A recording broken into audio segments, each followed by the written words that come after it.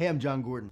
I think of mental toughness, I think about my journey, I think about my life, because I was not mentally tough at one point in my life.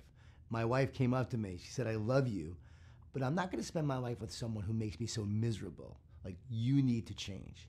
And she was about to walk out that door. I begged her to stay. I agreed to change, and that began this journey of working to become a more positive person. You see, I'm not naturally positive. I grew up in Long Island, New York, in a Jewish Italian family. A lot of food, a lot of guilt, a lot of wine, a lot of whining. My dad was a New York City police officer, undercover narcotics. He was as tough as they come, and I was a tough kid, but I crumbled under the pressure of fear and stress and anxiety of providing for my family, 2 small children, and I truly just wanted to give up at times. I really did. I was not mentally tough. But when my wife gave me that ultimatum, I knew it was time to change. And I began researching ways that I could be more positive. This was during the emerging field of positive psychology. I started to practice these ideas. And over time, I started to feed the positive, weed the negative. And I learned this, that being positive doesn't just make you better, it makes everyone around you better. I learned that we have to talk to ourselves more than just listen to ourselves. Best advice I ever heard is from Dr. James Gills.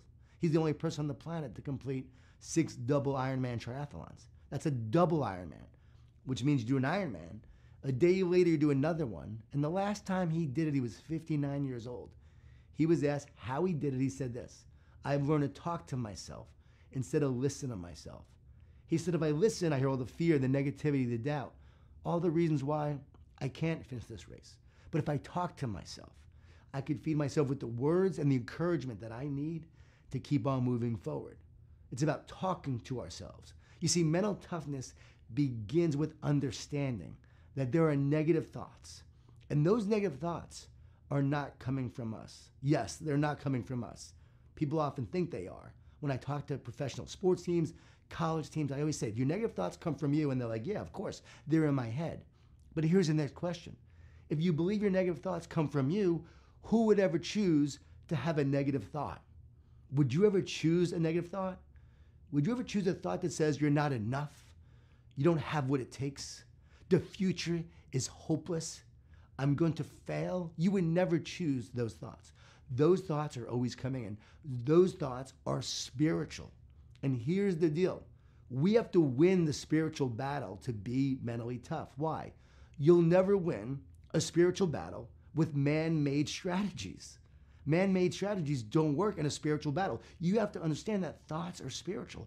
And there is the internet cloud of software where those thoughts are coming in.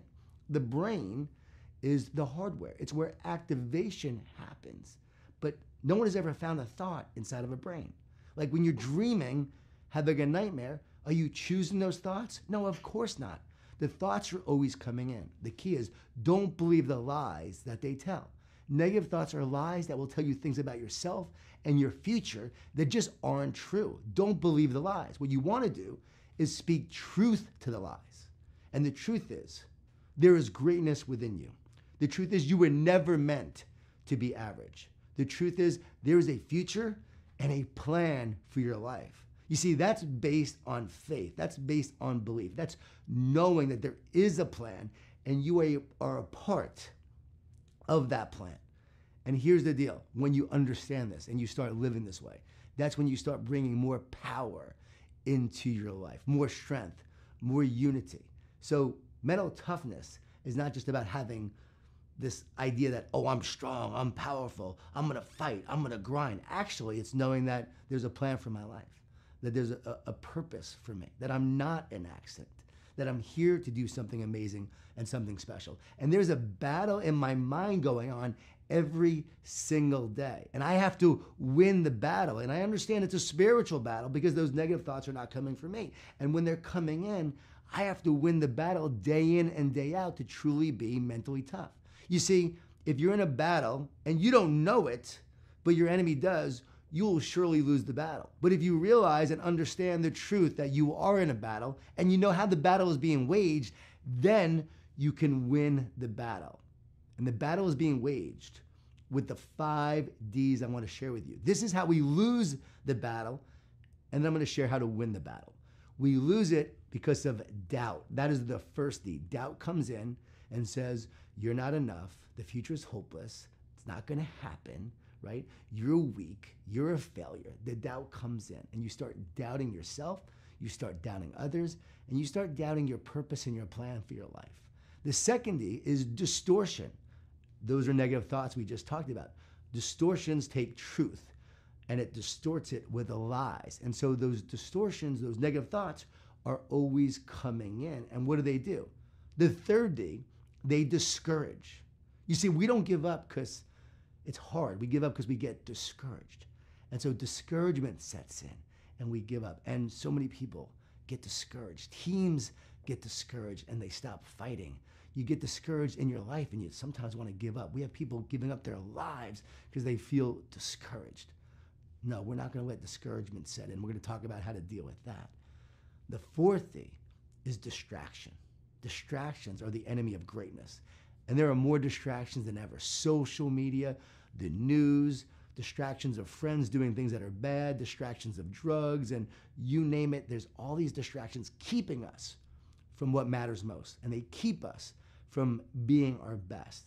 And everything that keeps you from being your best is a distraction. And it looks bright and shiny sometimes, but those distractions will be your demise if you allow them to be. So distractions are always setting in, and we have to be wary of that. And then finally, the 50 is divide. And the word anxious literally means divided at its Greek root word. Anxious means divided. Think about that. When you're anxious, you feel divided. You feel separate from yourself. You feel separate from others, and you actually feel separate spiritually. You feel separate from the creator of the universe. I said this is spiritual. When you feel separate, there's weakness. When you feel separate, you're alone. When you feel separate, you move towards self and away from your true power and towards true self where there's actually weakness. True power is unity and one, and we'll get to that in a second. But you feel separate, you feel divided. And the whole battle, right, that you're facing is to ultimately divide you from yourself, from others, and spiritually. When you understand that, you now could win the battle, and here's how. Instead of doubt, we trust.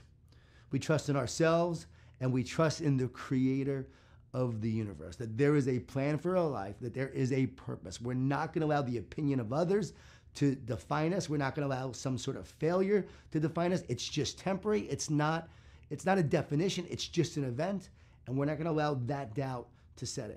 We're not going to allow the distortion to set in. We're going to speak truth to the lies. We talked about that earlier, as Dr. James Gills did.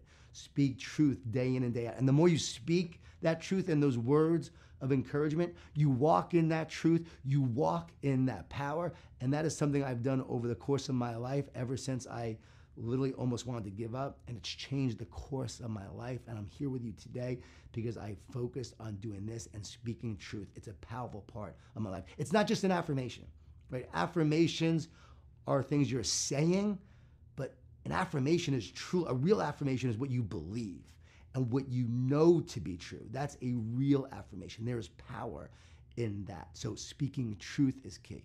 Instead of that discouragement, we encourage. And we encourage ourselves and we encourage others day in and day out. Truett Cathy said, how do you know if a man or a woman needs encouragement? If they're breathing, we all need encouragement. And when Zig Ziglar was alive, the motivational speaker, he was told, hey, Zig, motivation doesn't last. And Zig would say, neither does bathing. It's why you have to do it every day. We got to encourage ourselves. We got to encourage others every day. It's essential. And instead of those distractions, we focus on what matters most. And what matters most? Being your best every day. What matters most? Loving others, having a relationship with them, investing in people, building a great team. The more connected we are, the more committed we will be. The more committed we'll be, the more we're able to do together and create something amazing as a team. And so what matters most? Building these connected, committed relationships, investing in ourselves, getting better every day, and focusing on making the world better. That is true mental toughness. What matters most? I'm not going to allow this distraction to get in the way. I'm going to focus on what matters most. Even during the pandemic, during COVID, I remember saying, I will refuse to participate in the pandemic. Maybe it's why I got COVID 3 times. But I said, I am not participating. What does that mean? It didn't mean that I wasn't concerned with safety. Of course I was. But it meant I wasn't going to allow fear or distractions or anything else to get in the way of doing this work, of making a difference, of impacting lives, of encouraging people. And I've been busier than ever the last few years doing this work. It's been incredible to see the impact of that, of focusing on what matters most. And instead of divide, we unite. And how do we unite? Through love. The greatest mental toughness strategy of all is to focus on love instead of fear. See, love casts out fear. Love is more powerful than fear. So the more you focus on love, fear will dissipate. I had a field goal kicker in the NFL. He was really struggling. It was his second year in the league. So I reached out to him and said, hey, what's going on?